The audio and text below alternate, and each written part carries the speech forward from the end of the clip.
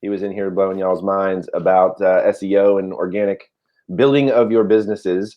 So I asked him to come back because I know last time we kind of got cut short. We ended up going like an hour long, and we may or may not have gotten to all the questions.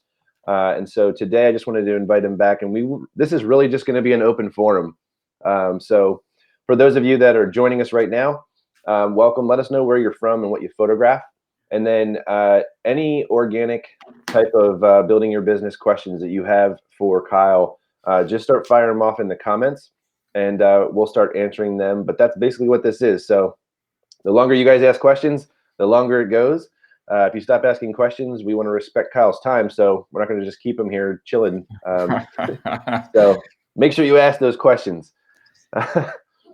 Yeah, you guys, like, this is meant to be just open group coaching, like kind of what Easton was saying, right? So like, this is not a webinar. I'm not going to start just spewing off stuff right now. You have to be asking questions in order to get help. So it's group coaching, you guys. Like the first person who asks a question, this is the first person who's going to get an answer. So let me know your questions right now. Cool. Got some people coming in on the delay.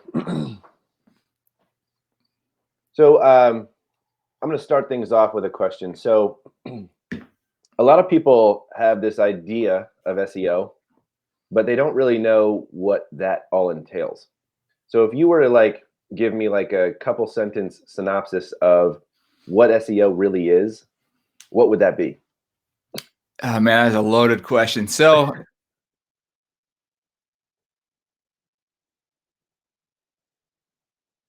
You froze.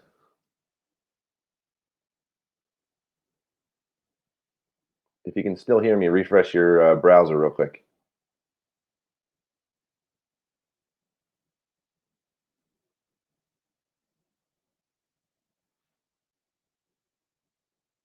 Kyle, come back.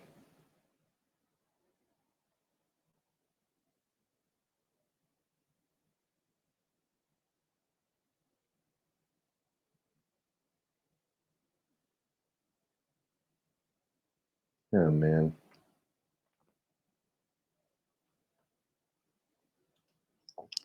Hang tight for a second, guys. Let me see what happened here. See if we can get him back. In the lovely world of internet, right?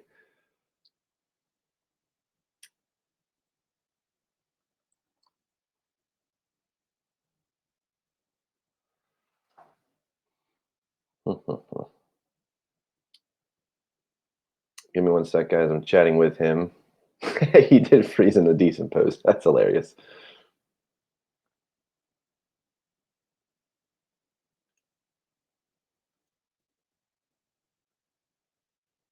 Chatting with him now on Facebook, so we'll see if we can get him back. Oh, sure.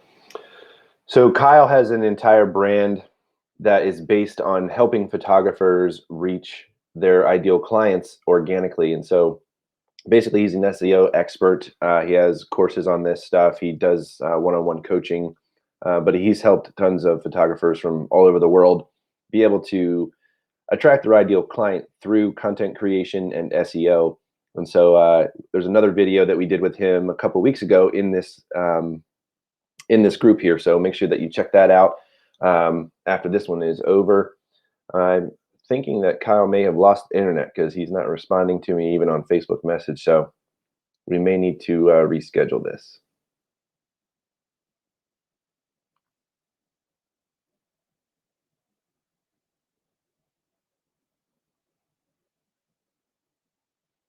Hang tight for a sec.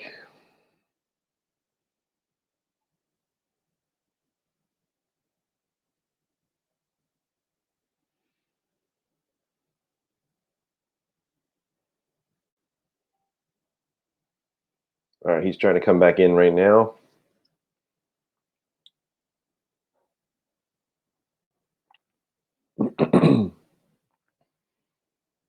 Sorry about this, guys. It's so annoying, right?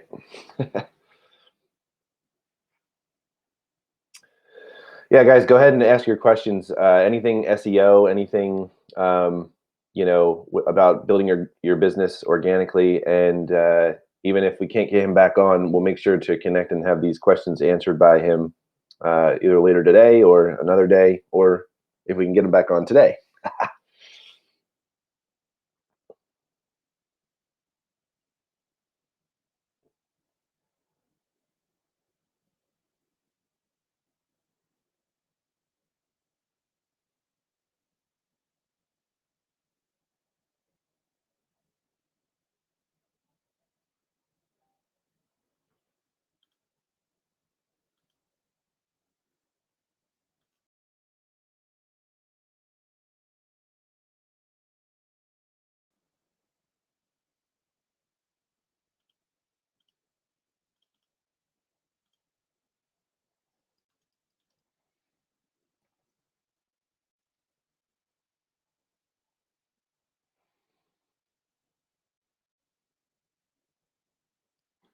All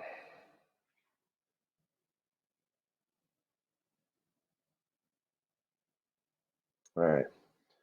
He tried once and it wasn't letting him back in, so we're going to try one more time. If we can get him back in here, then awesome. If not, we'll reschedule this.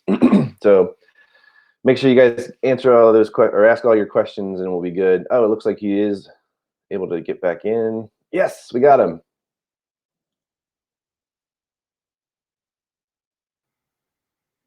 What's up, dude? I don't get it. I hate technology so much right now. Yeah. Like whenever I'm doing calls, I know everyone's here as well. Whenever I'm doing calls with anybody, like my shit just like stops working. Yeah. So that's cool. Sorry, everybody. All right. Well, depending on how much internet bandwidth we're sucking right now, hopefully we can do this. Yeah. All right. Good thing is we got questions that came in. So all right, cool. We can start with those. So let's see. We got yeah, the first one is just asking me what my expertise is. So I fill my calendar organically, meaning primarily through SEO. Like I still have clients finding me through social media and all that kind of stuff as well, but it's primarily with SEO, so search engine optimization. Basically, in a roundabout way, I'm just creating targeted content on my website that I'm knowing that my ideal client is actually Googling for. And then I just structure that content and then get backlinks to raise my domain authority to have my content being found ahead of my competitors. We can get into backlinks because I know some people don't know what backlinks are, and I know people don't really know what domain authority is. But we can get into all that stuff too if people want to chat about that. Cool. You got another one here. It says, I'm not coming up in Google search, but when I do a direct search for my business, only 2 pages come up from my actual site, and then the rest are link backs from FB and the not and some other random stuff. What gives? What did I do wrong? What can I do to fix it? Oh, loaded question. So there could be a lot of stuff you're doing wrong. I mean, to be quite frank, if you're not coming up in Google search at all yourself, like when you're typing yourself into Google, one, I want you to be looking for yourself in a private browser or an incognito window, not just when you're searching just on google.com and like looking up your brand name, because like that's not going to be what other people are seeing. So one, do that, do the search again to see if you actually do come up. If you have your brand name, I can just do that really quickly for you, because then I can actually look at your site to see if you have any SEO structure done right at all. I can check out to see what your backlinks are. I can see all this other stuff. But honestly, it's a super, super, super loaded question. Yeah. But first, I would definitely look at your brand name through an incognito window or private browser to see what's going on there. By the way, though, I mean, just FYI, because I can't see the names that are coming in here. But if you are trying to type in your brand name, if someone else is trying to type in your brand name, it doesn't really matter. I mean, to be quite frank, because that person already knows of you. That's usually a referral. They're just trying to see your website and like that's it. They already know of you. Whereas the main goal with SEO and organic marketing is going after a completely cold audience who has never heard of you before, and you're trying for them to find you, right? So they don't know of your brand name. So you typing in your brand name to figure out what's going on there, it's not really the right thing to be doing right now. No worries. Is blogging dead? Is blogging dead? No, it's not dead at all. I mean, I make 6 figures a year because of my blog, essentially. So it's not dead. If anyone has ever told you that it's dead, please ignore them forever. So yeah, it's not dead at all. Yeah, guys, both of our courses teach content creation and blogging because it's still a cornerstone. It probably will always be a cornerstone because Google is like the king, right? They control the content, they control who sees the content and when it gets served and all that stuff. So yeah, absolutely, it's always going to be a big piece of everything. Yeah, so I mean, I don't know who said that blogging's dead. I don't care to know the actual name. But basically, I want you to pay attention to just data. Like, don't even pay attention to just educators and like just hopefully the educator knows what they're talking about. Look at the actual raw data because data does not lie. So if you're looking up, keyword tools like Ubersuggest or Keywords Everywhere or, Ahrefs or Moz or whatever tool that you want to use, you can actually see the data that's coming back from a particular keyword search. And if that data is showing that there's volume, then we now know that your ideal audience is actually taken to Google to look for something, that particular thing. And then you just take that data to then create content on your blog to get in front of that ideal client. So yeah, it's not dead. Please blog. Please make money through blogging. Yes. All right. Someone asked, after changing copy on your website, how long does it take to actually make an SEO difference? SEO always has loaded questions. Right.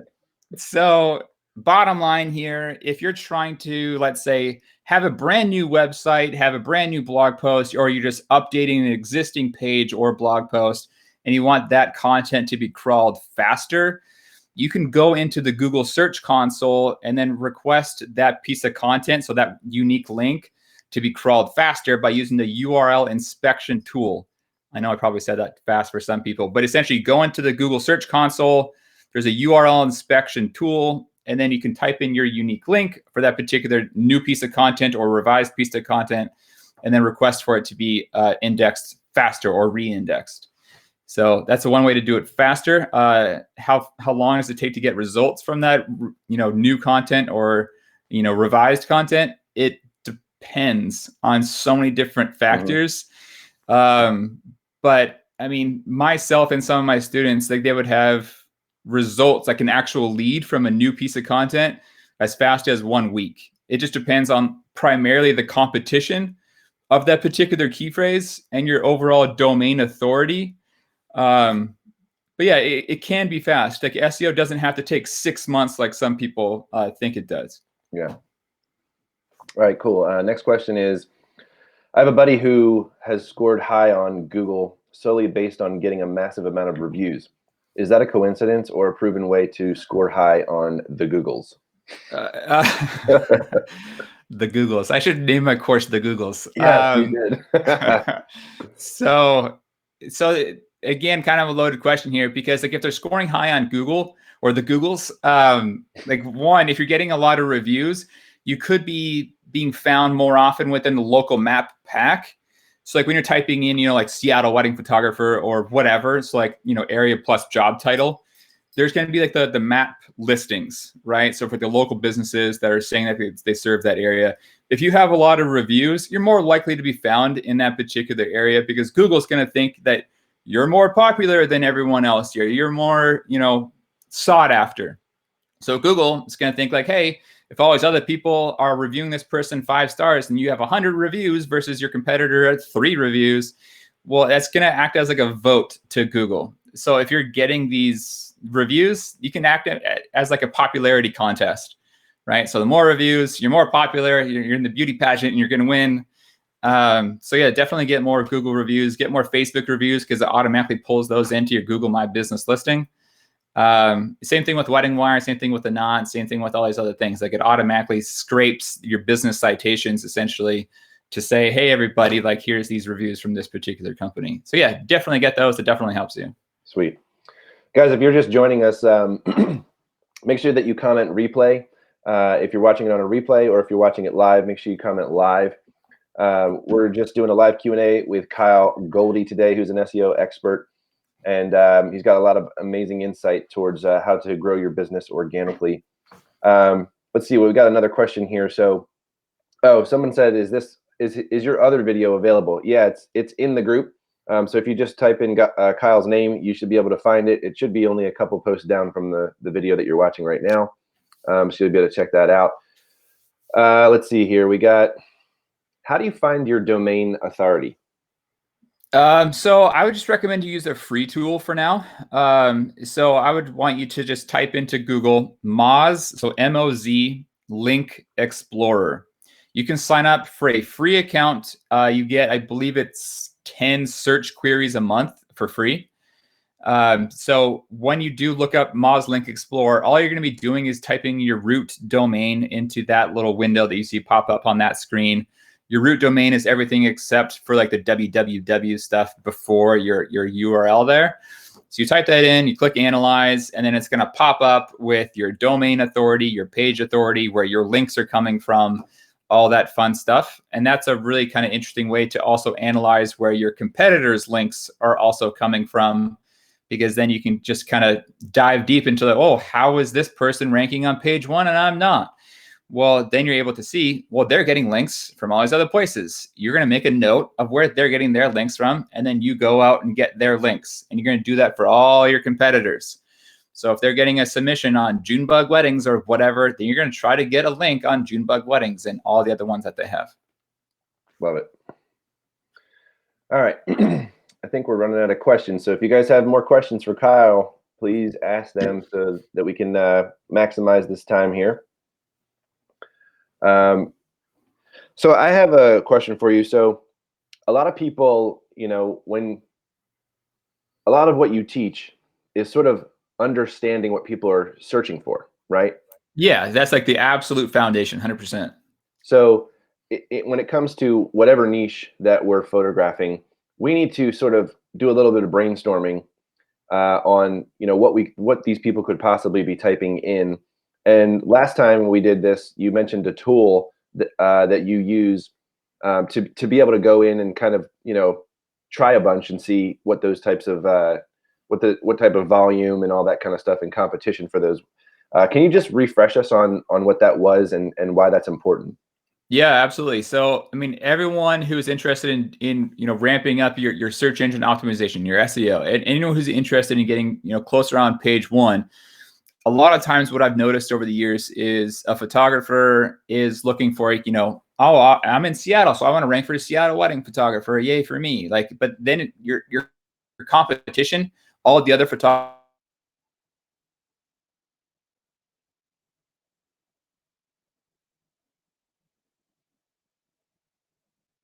that are around greater Seattle wedding photography. Whereas you can go after the long tail keywords, meaning something that has more word than the phrase, right? And then you have to think about the buyer journey of that process to think about what they're potentially Googling for even prior to when they're looking for a photographer. So when you start to think about those sorts of things, you have to do your SEO keyword research. And to do that, I use a Google Chrome extension called Keywords Everywhere. There's other ones that are available on the marketplace. I just use that. It gives you the ballpark. It's not an exact number for the volume. It's just a ballpark figure for the volume and competition for that particular key phrase. So that's number one. That is, I think, $10 right now for like 100,000 search credits. So it's going to last you a super long time. And step 2, after you get like the data from what you're finding through that keyword research, is getting all that stuff into a Google Sheet. And then one by one, you're going to knock out the stuff that has the higher volume and the lower competition. And so by that, I mean, Seattle wedding venues, versus Seattle wedding photographer. Seattle wedding venues actually has a higher search volume. And so the competition is actually lower. I can't remember exactly what it is right now, but I'm going to be, damn sure that I'm going to have, content on my site for Seattle wedding venues, because it's prior to when they're even looking for a photographer. And then I'm going to create a blog post or a page, depending on if I want to have like a kind of custom design to it. And then I'm going to structure that page with really valuable information all about Seattle wedding venues and like my, top 13 favorite venues or whatever. And then I'm going to have internal linking structure pointed to that page from with even my own site to kind of tell Google, hey, this is really valuable content within his own website structure itself. And then if I'm reaching out to, let's say, herecometheguide.com or Style Me Pretty or to whoever, and I know that they have content on their site that's, you know, trying to get in front of Seattle wedding venues, and I have like the ultimate guide to Seattle wedding venues, I could reach out to them for what's called the link insertion campaign. And this is, I'm probably losing people at this point. Yeah. But if you have a link insertion campaign and you have like the ultimate guide for like this one local area, or even this one local wedding venue, or this, you know, photography area that you want to serve, etc., you can reach out to a influencer website in your niche that has a higher domain authority than you do. And you can say, hey, I created this guide. I'd absolutely love it if you could link back to me within your pre-existing content. And then you're getting a super high value backlink pointed to that unique page, which then helps you rank that one page higher than some of your competitors. If that overwhelmed anybody, please let me know, because I'd be happy to clarify any of this. SEO doesn't have to be overwhelming. That is not something that you have to be doing from like the ground up. What I want you to do at the first level is the SEO keyword research using the Keywords Everywhere Chrome extension. There's other ones out there, but that's what I use. And then just identify what the data is coming with. So type in, you know, your area plus photographer, your area plus wedding photographer, your area plus family photographer. See what the data comes back with. And then just within your own mind, come up with the buyer journey. So the things that they're doing before they're looking for a photographer. So for a wedding photographer, it's wedding venues, right? For a newborn photographer, they're looking for birthing clinics or midwives or doulas or pediatricians or all these other things. So really just think about the buyer journey prior to when they're looking for a photographer, get the research, get the data, and then create content on your blog around those things. That was a long answer, but yeah. All right, cool. So we got some other questions that came in here. What's your opinion of products like SEMrush? Have you heard of that? Yeah, I mean, it's an awesome tool. For most photographers, I think it's kind of overkill. Like when you're doing like SEMrush or Moz Pro or Ahrefs, where all these things are on these subscription models, you have to pay usually around $100 a month, if not more, for a lot of these tools. Yeah, they're helpful. They're awesome. They're all great tools. You can absolutely use them. But for most photographers, it's overkill, and you don't want to have a subscription for like $100 or $150 a month for a tool that you might use once in a while. So use the Moz Link Explorer for free. 10 search queries a month is going to be plenty for you. For those of you who want to do keyword research, you can use Ubersuggest for free. You can use the Keywords Everywhere Chrome extension for $10 for 100,000 credits. There is the SEO Spyglass, which also helps you do your backlink analysis for your competitors. So that's a tool that I recommend you check out as well. And I think right now on AppSumo, there's SEO Spyglass where you get like a year for free, I think it is. So yeah, anyways, go check out a lot of those tools. You don't need these $100 subscription things. Cool. All right, next question is, if you don't have a studio and you do not want to list your own home address on Google Maps, is there a way around this? I seem to remember a site that a friend used a while back where you could buy an address that was not a PO box for this purpose. I can't seem to find the info on it. Yeah, so you can have your Google My Business listing and get, you know, your service area up there without having to make your address public. There's just a box that you check when you have your Google My Business listing set up. So you don't need a PO box. You don't need a secondary like fake address. You don't need that. Okay, cool. Someone said, overall, this sounds pretty daunting and labor intensive. I mean, maybe we all have a lot of time now anyway, but yeah, guys, that's the fun thing about this, right? So Kyle has spent years like learning and implementing and trying things and failing and adjusting and getting better at it, to the point where now he teaches this ongoing to photographers. That's specifically his market. And so there's a lot of different ways that you can get help. First of all, he's one of the #1 people I recommend for SEO.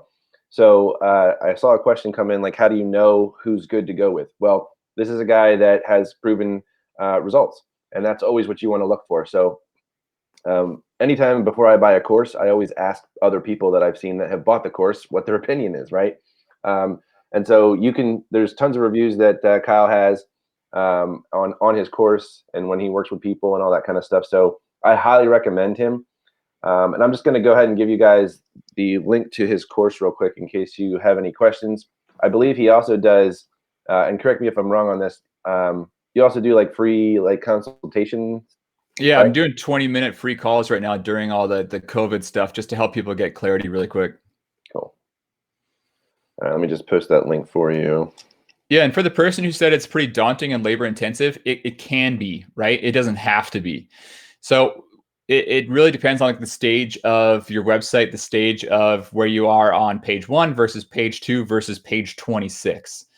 So if you're on page 2 going after page 1 and the competition's lower, you can honestly normally do that kind of work within a day or 2. That's it. So it doesn't have to be super daunting, and it doesn't have to be time consuming. If you're on page 26 and you're really far away from page 1 and your website SEO structure is completely off, yeah, it's going to take you a little bit more time, but it's not overwhelming. It's not daunting if you know exactly what to do, just literally step by step. Like step 1, do this thing. Step 2, do that thing, and just check off these boxes as you go, right?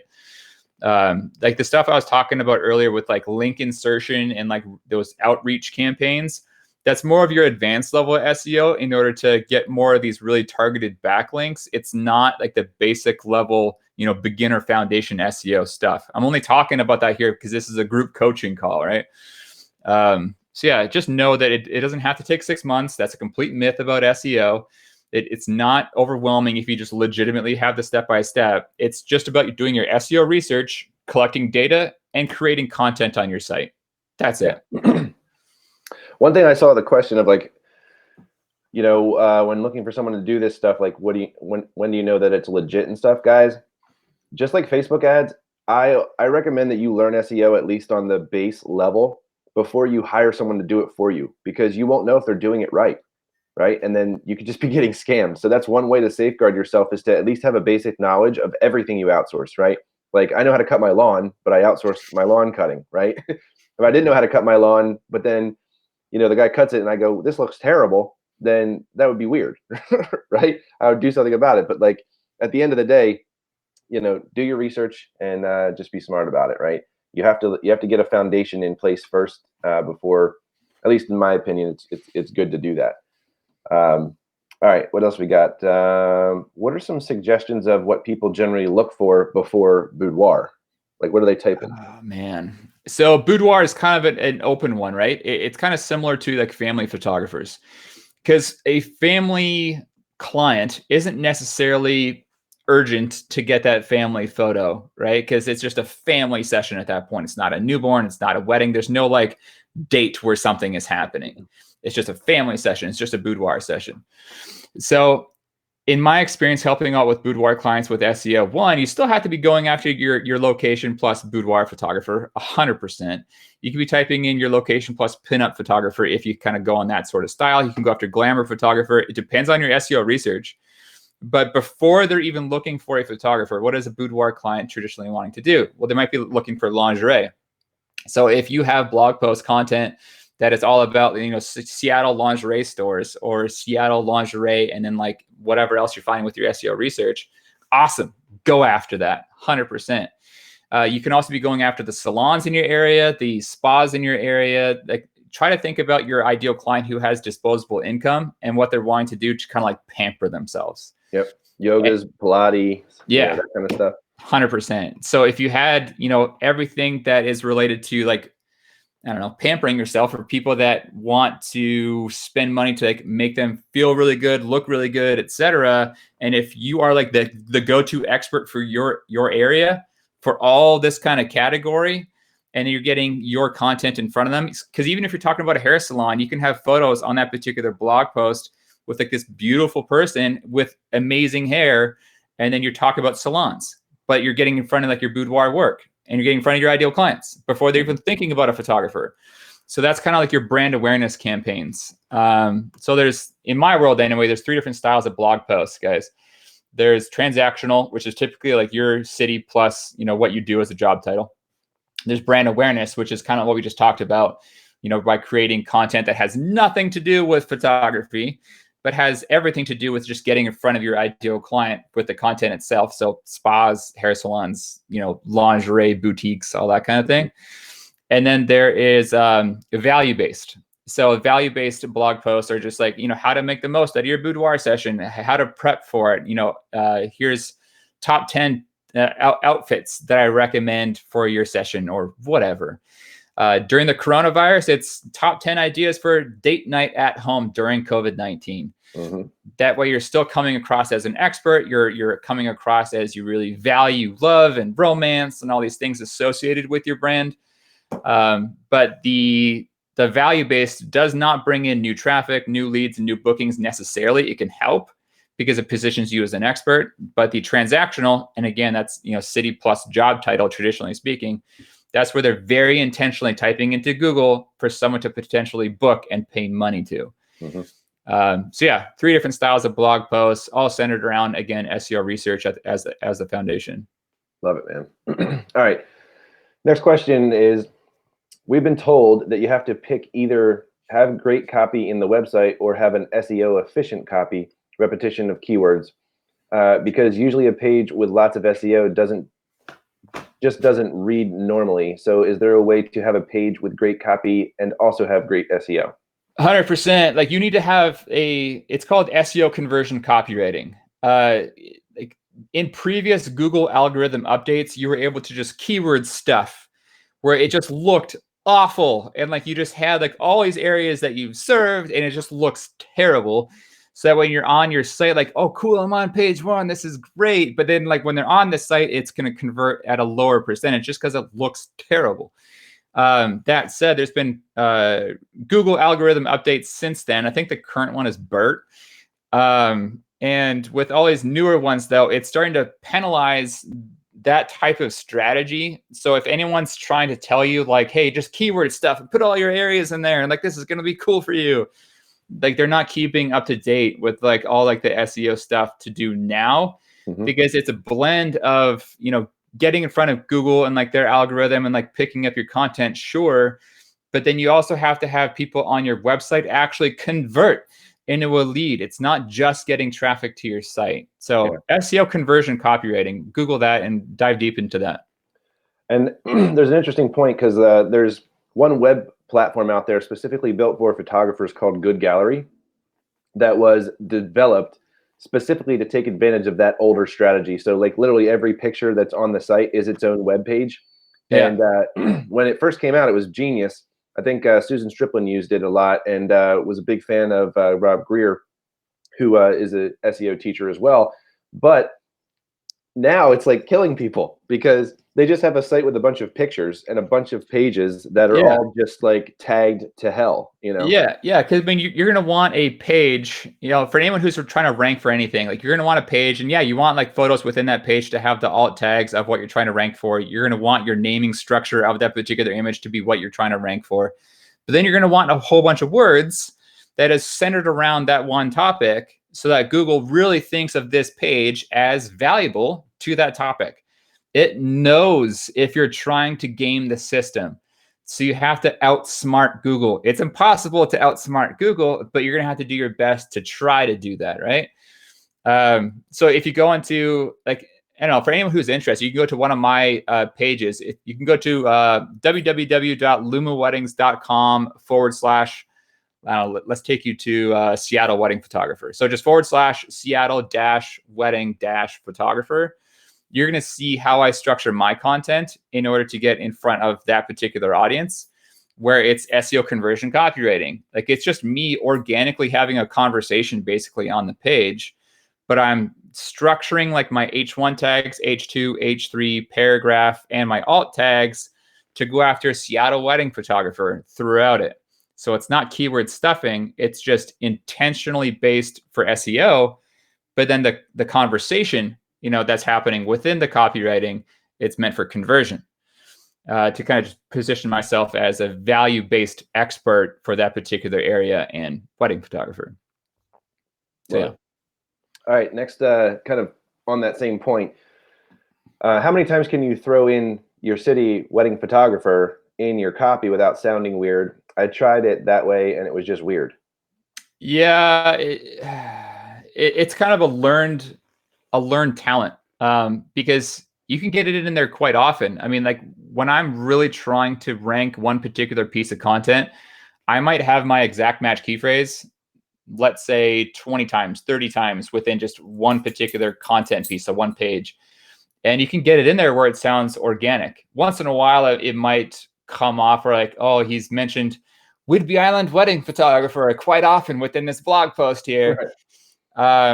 But it's still like, oh, it sounds good. Like he's saying this one thing kind of consistently throughout it, but it's not so much where it sounds weird, where it's difficult to read. So there's a couple tools I want you guys to use for readability, because that's part of like the SEO score that comes out after you publish a particular piece. There's the Yoast SEO tool, which pretty much everyone on WordPress already knows about. And then there's another one that I use. It's called Text Metrics. That is one that hardly anyone uses. I use them in conjunction with each other. So I still use Yoast. I want to turn all my lights green within Yoast. But I also have Text Metrics because it also keeps me personally accountable whenever I'm writing a blog post to have my readability score really well, the tone of the entire message, the lengths of my sentences, all of this stuff that Yoast doesn't really track for me. My Text Metrics plugin does. So for those of you who are interested in that, go check that one out. It's a paid tool. It's not free. Cool. All right. So we got some people saying they're buying your course right away. They need the help. They got the time. So that's perfect. Let's see. We got, planning on getting on a call with you once I fix my site up with the resources you just listed. All right, cool. What should photographers be doing to their images to help rank higher? So number one, you have to optimize the image itself. So when you're working in Lightroom or in Photoshop or wherever, I want you to be exporting or saving that photo, one, for web. And so here, it's not a super black and white answer, but there's Google Chrome extensions. I'll walk you through just kind of step by step here. There's Google Chrome extensions where it's a ruler tool to measure like the pixel within a particular site. So if you're realizing, using, again, Google Chrome extension ruler tool, it's just free. You download that, install it into your Chrome extension browser, and then you drag that ruler tool over like your blog post area. So like the images are present. You're going to see a number that's spit out, let's say on average 900 pixels wide, that your images are being shown on your site. Well, for Retina display screens, you're going to want to take that number and times it by 2. So if it's displaying at 900 pixels wide, you're going to want to export or save your photo at 1800 pixels wide to be properly shown on your website. And it's not going to be saved at 3500 pixels wide or 4000, whatever like the raw dimensions are. So you're going to very specifically save it and export it at that exact pixel width, so it's optimized for that site. And then once it's saved, and you're going to save it as a whatever you're trying to rank that particular content piece for. So if you're trying to rank it for like, Green River Wedding Venue or whatever, you're going to save it as Green River Wedding Venue -1 or whatever for that particular first photo that you have. And then once it's off, within like your hard drive or whatever, you're going to upload it to like tinyjpeg.com to further optimize that content to get the file size as low as humanly possible without losing the quality of the photo. So that way that particular page loads fast, because that is a huge factor for Google to rank that particular page or blog post. And then once it's up there, then you're going to have your alt tags for Green River Wedding Venue. It's not going to be just Green River Wedding Venue, though. In every single alt tag that you have on that page, it's going to be varied depending on what that content piece is all about. And so what I mean by that, if you have 30 photos within a wedding that you're featuring, or a family session or a newborn session or whatever, you're going to have some that are like, getting ready at the Green River Wedding Venue. And then the next one's going to be like, ceremony day at Green River, whatever. It's just going to be a variant of it. I don't want you to be what's called over optimizing your SEO content within your website. Because again, Google's smarter than you. So if you're just trying to keyword stuff, absolutely everything, Google's going to be like, hey, they know what's going on. I don't want to do any of this. So I'm going to be now over optimizing everything. Just don't over optimize. Have some variance in there. I don't know where Easton went. If you guys can hear me, I'm not sure if I got booted out here too. If you guys can hear me though, let me know in the comments below. Let me know if this is making sense to everybody, or if you want extra clarity on anything that I'm talking about here too. But yeah, let me know in the comments below if you guys can still hear me though. What should photographers be doing to their images to help rank higher? We just talked about that. I am fiercely taking notes. These are awesome suggestions. Thanks. Awesome, awesome, awesome. You guys can hear me. That's cool. This is such a need for me and my business. Take my money. I'll be signing up today. Awesome. I utilize Yoast for my WordPress sites. Any other tools we should be utilizing? Yeah, so Yoast is awesome. I personally don't use the Yoast SEO Premium one. I don't really like it, to be frank. I use Text Metrics in conjunction with Yoast.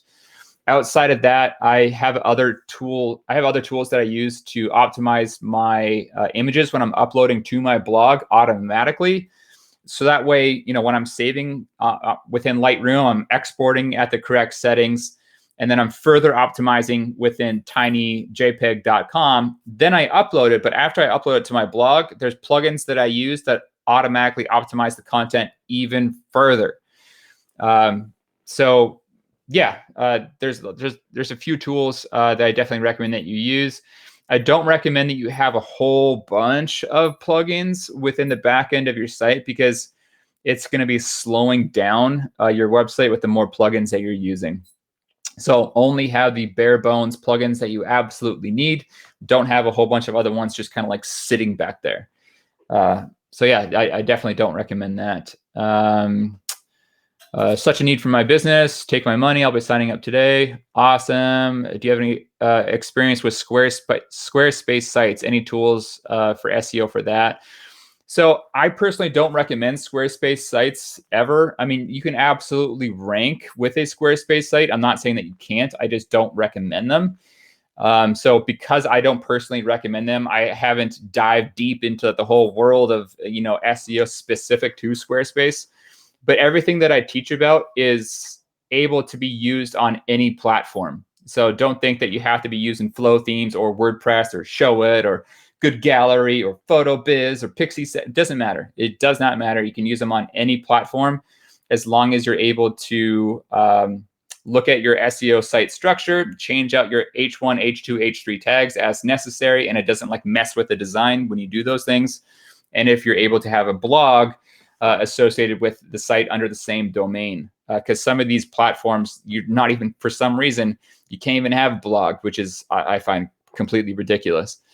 But yeah, to answer your question simply, you can rank a Squarespace site. I just don't recommend Squarespace for lots of different reasons, which is a totally different topic.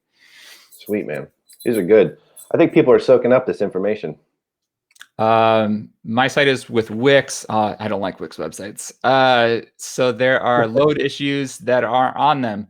Anything you suggest to load after? I'm not sure what that means.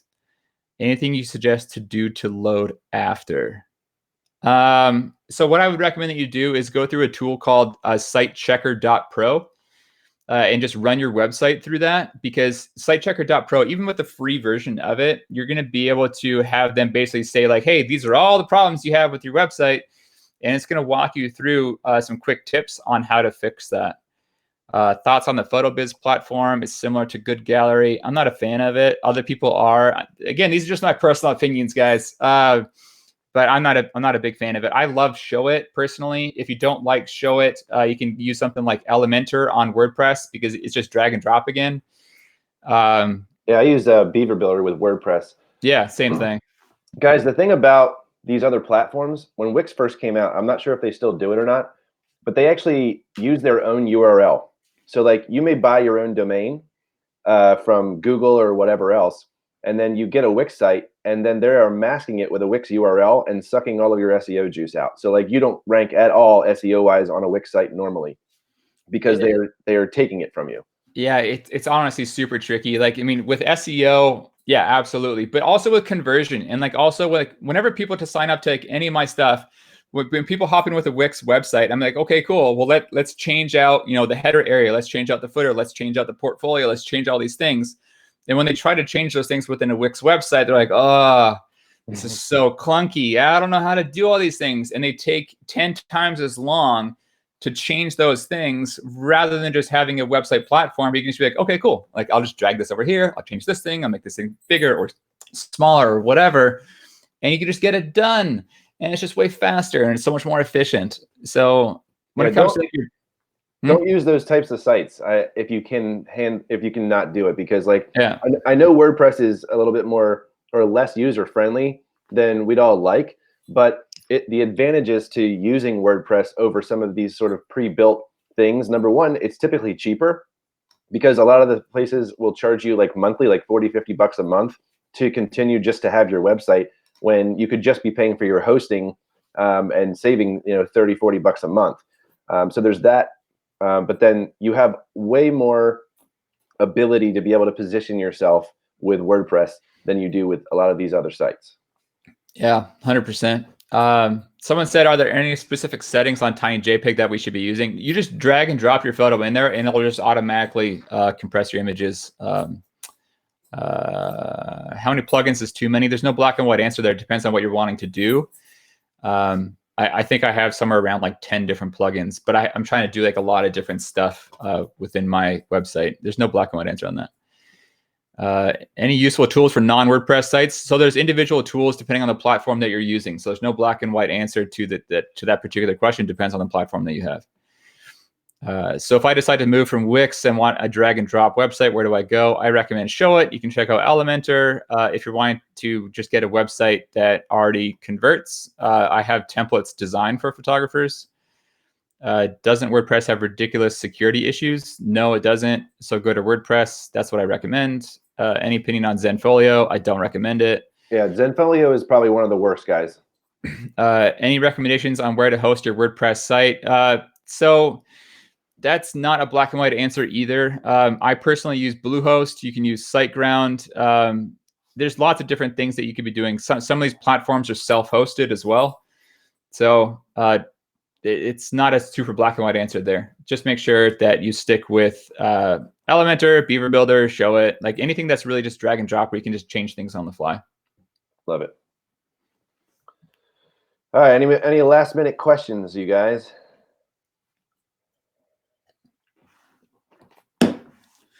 This is your time to get free coaching, guys. Like, if you have any questions, please drop them down below right now. Otherwise, we're going to be ending the call. Yeah. If you guys want some more information about Kyle's course, I'm just going to post that one more time for you guys.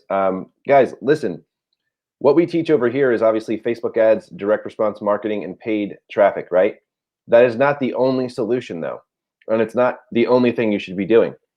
As a business owner, you need to have that organic aspect and pair that with your paid aspect, because why not, right? Why would you not have free traffic coming in and put in that work, especially now when we have all this extra time, right? Like, you guys have time to sit down, and even if it's just like an hour a day, and update some of your stuff. And Kyle has this course that literally walks you through all of that.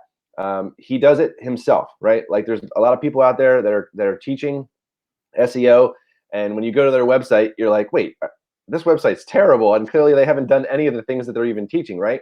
If you go to Kyle's site, you're going to see that the reason why he teaches this is because he has mastered it himself, and it's what he uses to be able to get his own clients, right? And so he's literally teaching you what he does on a day-to-day basis.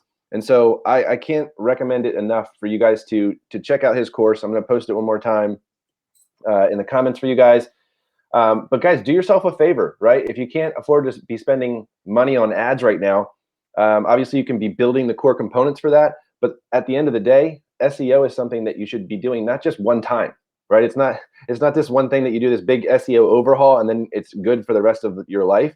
It's something that needs to be maintained. And if you don't know how to maintain that, then it becomes super overwhelming, right? And part of what is awesome about what Kyle does is that he gives you the different steps, right? So there's stuff that has to be done, weekly. There's stuff that has to be done monthly. There's, reviews you want to be doing, but you'll actually be able to plan that so that every day you're not sitting there going, oh my God, I have so many things to do, right? He breaks it down into small nuggets and gives you the step-by-step process for that. So if you are looking for ways to actually get more clients and position yourself organically and get found on Google, this is absolutely something that you guys have to jump into, okay? And if you're not ready to jump in or you have questions about the course, that's why Kyle does the 20-minute free consultations. He's in here. He'll be answering any more questions that come on this video. And feel free to send him a message to set up your consult. He's an open book, and he's a no bullshit type of educator. So he's not going to give you fluff. He's going to give you the real deal. So thank you guys for tuning in. Kyle, thanks for joining us today again, coming back. And clearly we have like 70 something questions that came in. So this is a big topic that a lot of you need help with. So we really value your time, man. We really appreciate you, taking an hour out of your day and just sitting here and answering these questions. And we'll definitely be sure to have you back.